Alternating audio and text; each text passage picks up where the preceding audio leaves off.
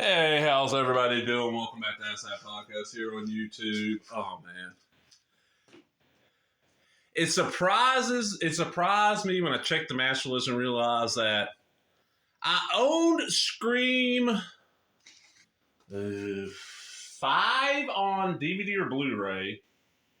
I did not own any of the other Screams on any digital format or anything like that. Like I had a VHS of the first one.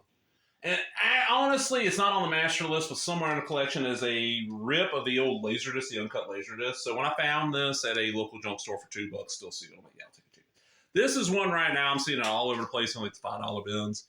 And it's not a bad deal for the first 3 Scream movies, even though I'll explain it more as I get into this. Excuse me. I'm of the mindset that this could have ended with the first one, and I would have been perfectly happy. So let's get into it. All right, when did that first one come out? 96. Okay, 1996. I actually saw it in 97. Now, here's my recollection. It came out and did okay, but wasn't a huge hit. It was more of a word of mouth thing. And when it... I want to say it came out around Christmas. I remember going right after Christmas, like right after New Year, with a girl I was seeing at the time over to Biloxi, Mississippi. To the silver screen, the second row theater, and paying $1 to see it. And we had the best experience ever because the theater was packed. Everybody's reacted to it. We had these 2 women sitting right behind us that were reacting to everything. Girl, you're dumb. Don't go in that room. You're going to die. Look, I told you that bitch was going to die. Shit like that was amazing. Had a blast. Loved the movie. It's like the first time I remember seeing Rose McGowan and going, holy shit, who was that? And I can remember a buddy of mine asking after we got, because we get through, we stop at his house on the way home. Oh man, when I saw Scream, how was it? Oh, it was good. How do you put it? Did Neve Campbell show anything? I'm like, oh, Neve Campbell? No. It's fun. It's a good slasher mystery. I enjoy the hell out of it. I like the little psycho-like twist. Look, Drew Barrymore's, big focus here. Boom, boom. When there's Neve Campbell right there. She's the main one. I mean, look, there she's in the front again. But, that's how they did these.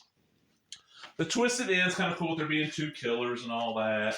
I enjoyed the hell out of it, and like as soon as it came out home video, I rented it, watched it a couple times, and that leads us into part 2. Now that was early '97. I saw that. Part 2, I don't know if it was Christmas Eve or Christmas Day, but I know Christmas Day was playing, and I just moved to Texas. I didn't know what the fuck. I hadn't been in Texas that long. I didn't know what the fuck I was going to do. So I decided Christmas Day, I'll go see a movie. That was about the one they played. I went and saw it, and at the end of the film, I remember going, okay, if they don't make any more of these, I'm cool. They didn't have to make this. And I'm going to point out something real quick. The first film and the second film are the only 2 times I've given a shit about Jamie Kennedy. Like, everything after, it's like, dude, you're just annoying as fuck. But these 2 movies, he was great. The second one, the twist, yeah. I don't like the twist in it. Aunt Jackie's the killer, so is this other guy. I mean, it got lamer. And then by the time this third one came out, which was like 3 years later, it was like 2000. Didn't go see it in theaters. Matter of fact, the big twist of who the killer was revealed to me like, if it was not the night it came out, it was the next night. Like I saw somebody posted on, I'm like, what? Okay, fuck that movie. Didn't bother with it. When it came on a home video, I'd say like back then, everybody had the one buddy that went out and rented every fucking new release pretty much the day they came out, and that's where everybody gathered on Tuesdays. Yeah, Tuesdays. Tuesday nights, watch all the new releases at his place, Everybody else brings the drinks and the food. He provides the movies. Hey, cool, cheap entertainment. He rented it, and I went over there, and that, until about 3 days ago, that is the only time I've seen Scream 3. I don't like that movie. There's so much with it. I'm just like, this was so nice. And the weirdest thing is the newest one as of filming, which would be 6, was really good. I've never seen 4. I'll be honest. I've never watched 4. I heard the twist. I'm like, that's just dumb. I'm not bothering with it. After I didn't like 3 and wasn't a big fan of 2. But then 5 was okay. 6 was really good. I'm like, oh, let's come back, and then everything that's happened. So I don't know. I like the Scream series. I think the TV show was decent, but it's one of those where definitely not my favorite horror series. Definitely not my favorite slasher.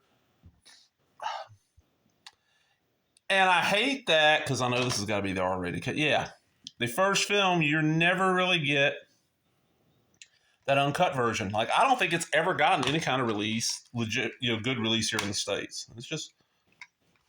It's repacks. This is, they added this little flipper thing in there, put the disc from the copies that didn't sell. I'm sure they each got a little bit of extras, probably nothing major. But definitely worth tracking down. But I'm out, everybody. Hope you enjoyed that. Maybe if you did, give me a thumbs up, leave a comment, subscribe, all the other bullshit. Talk to everybody later. Bye-bye.